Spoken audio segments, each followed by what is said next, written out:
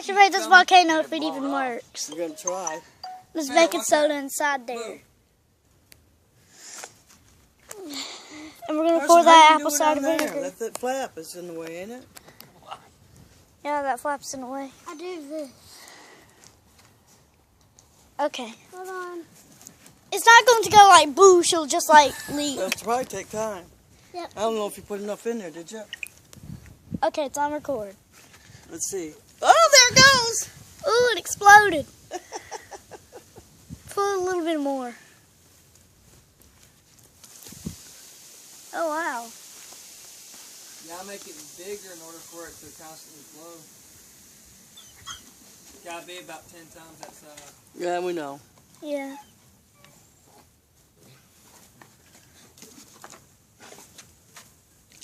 I did this before. Please.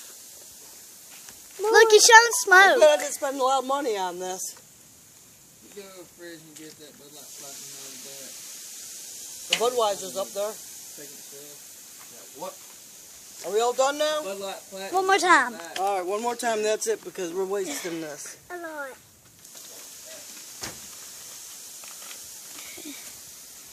That's it.